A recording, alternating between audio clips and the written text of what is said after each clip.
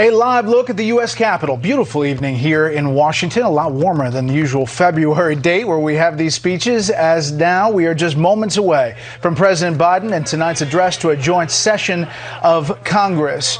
Good evening from Washington. I'm Brett Baer. And I'm Martha McCallum. Any moment now, President Biden will take the podium. He will be announced, as is the tradition, on the floor, the familiar call of the Sergeant at Arms. It's going a lot quicker because there aren't that many people to call in. They're kind of walking in quickly, and the lawmakers are not posted on the aisle there as much as they usually would be. White House correspondent Peter Doocy is on the North Lawn with a quick preview of what we expect to hear tonight. Good evening, Peter.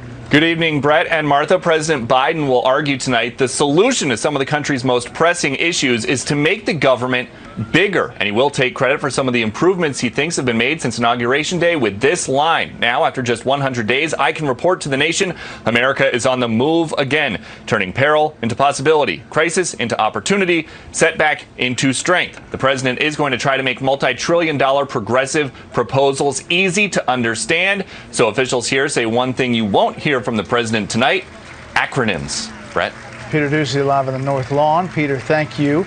As all of the lawmakers continue to get in, there's Senator Pat Leahy, Senator Dick Durbin, and Bernie Sanders, of course. You can see that familiar figure making their way down the aisle there to their seats. And as we mentioned, it's all separate. There's Amy Klobuchar and making her way down, and the Senate Majority Leader Chuck Schumer, who's talked a lot about the big things they want to get done very quickly. Yeah, there's no doubt that big is the mood of this presidency.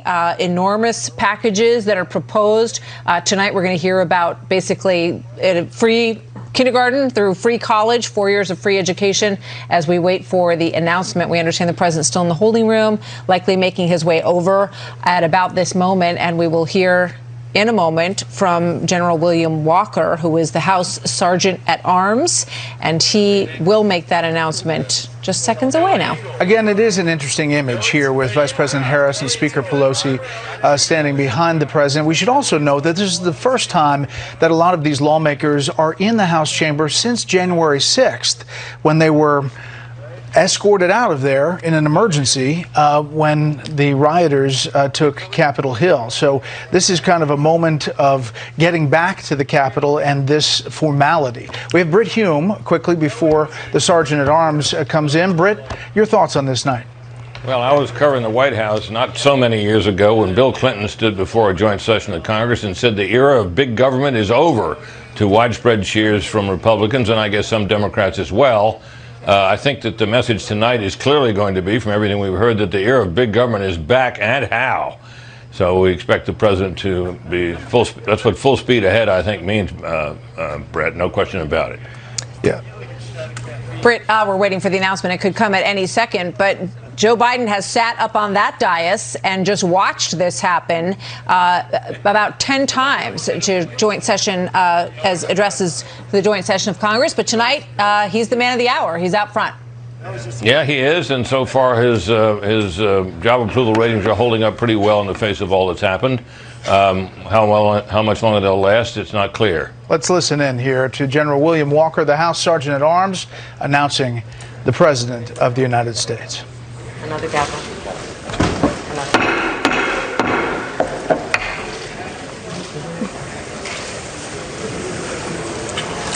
Madam Speaker, the President of the United States.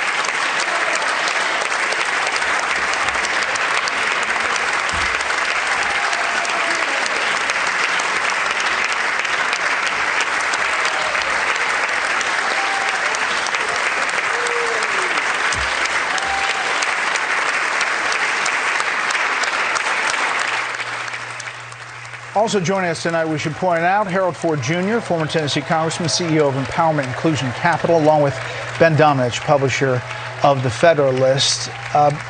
As we get ready to hear the president, Harold, a quick thought. Seeing those two women behind him reminds me of my household, my wife and my older daughter. I can't wait to hear the president tonight. Ben, quickly. I think you're seeing a lot of theater tonight. Everyone who's in that room has been vaccinated or has had COVID, and yet we still do not have a full complement of people in attendance. It seems fundamentally unserious to me.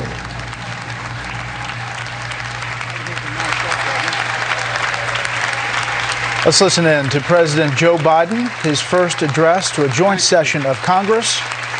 It's a different time. We'll see what the speech sounds like now. Good to be back.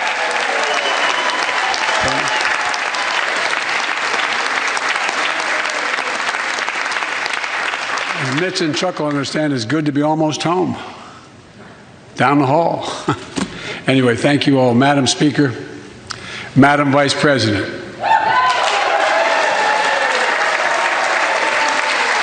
No president has ever said those words from this podium. No president has ever said those words, and it's about time.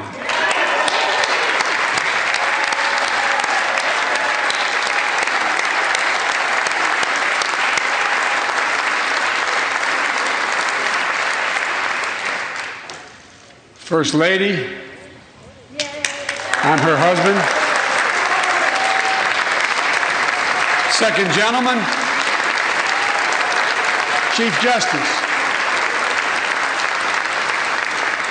members of the United States Congress and the Cabinet, distinguished guests, my fellow Americans.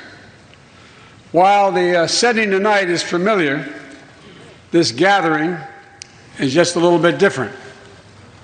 A reminder of the extraordinary times we're in.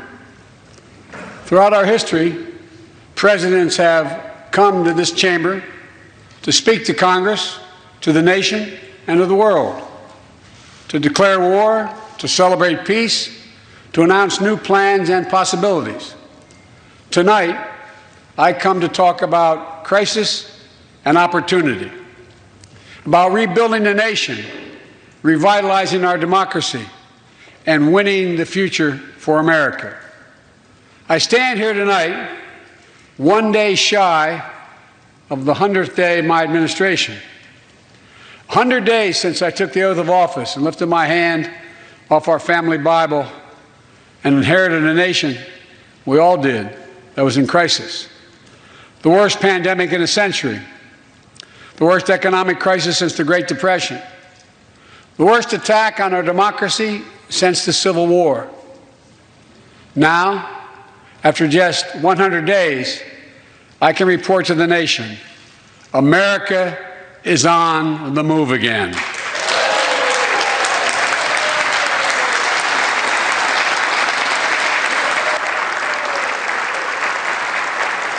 Turning peril into possibility, crisis to opportunity, setbacks into strength.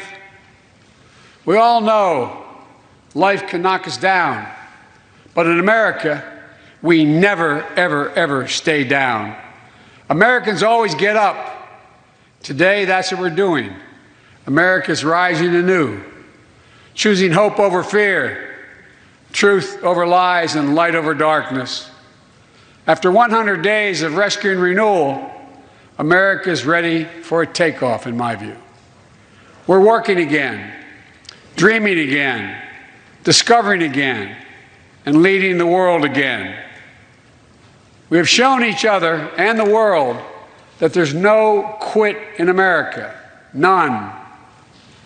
100 days ago, America's house was on fire. We had to act. And thanks to the extraordinary leadership of Speaker Pelosi, Majority Leader Schumer, and the overwhelming support of the American people, Democrats, Independents, and Republicans, we did act. Together we passed the American Rescue Plan, one of the most consequential rescue packages in American history. We're already seeing the results.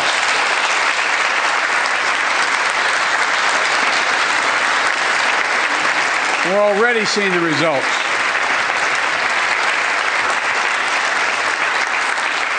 After I promised we'd get 100 million COVID-19 vaccine shots into people's arms in 100 days, we will have provided over 220 million COVID shots in those 100 days. Thanks to all the help of all of you. We're marshaling, with your help, everyone's help, we're marshaling every federal resource. We've gotten vaccines to nearly 40,000 pharmacies and over 700 community health centers where the poorest of the poor can be reached. We're setting up community vaccination sites, developing mobile units to get to hard-to-reach communities. Today, 90% of Americans now live within 5 miles of a vaccination site. Everyone over the age of 16, everyone is now eligible to get vaccinated right now, right away. Go get vaccinated, America.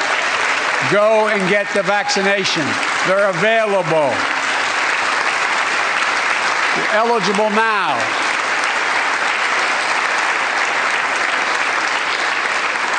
When I was sworn in on January 20th, less than 1% of the seniors in America were fully vaccinated against COVID-19. 100 days later, 70% of seniors in America over 65 are protected, fully protected. Senior deaths from COVID-19 are down 80% since January. Down 80% because of all of you.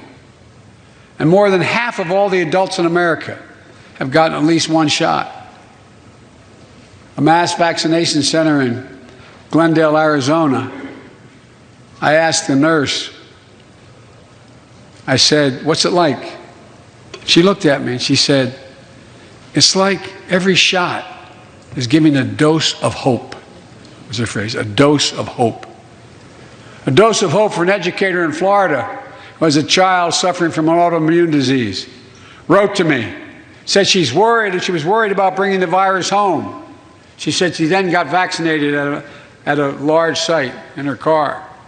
She said she sat in her car when she got vaccinated and just cried. Cried out of joy and cried out of relief. Parents, seeing the smiles on their kids' faces for those who are able to go back to school because the teachers and school bus drivers and cafeteria workers have been vaccinated. Grandparents, hugging their children and grandchildren instead of pressing hands against a window to say goodbye.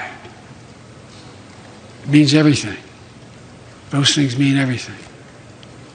You know, there's still, you all know it, you know it better than any group of Americans, there's still more work to do to beat this virus. We can't let our guard down. But tonight, I can say, because of you, the American people, our progress these past 100 days against one of the worst pandemics in history has been one of the greatest logistical achievements this country's ever seen. What else have we done in those first 100 days? We kept our commitment, Democrats and Republicans, of sending $1,400 rescue checks to 85% of American households. We've already sent more than 160 million checks out the door. It's making a difference. You all know it when you go home. For many people, it's making all the difference in the world. The single mom in Texas who wrote me, she said she couldn't work, but she said the relief check put food on the table and saved her and her son from eviction from their apartment. A grandmother in Virginia who told me she immediately took her granddaughter to the eye doctor, something she said she put off for months because she didn't have the money. One of the defining images, at least from my perspective in this crisis, has been cars lined up for miles. And not people just barely able to start those cars, nice cars. Lined up for miles, waiting for a box of food to be put in their trunk.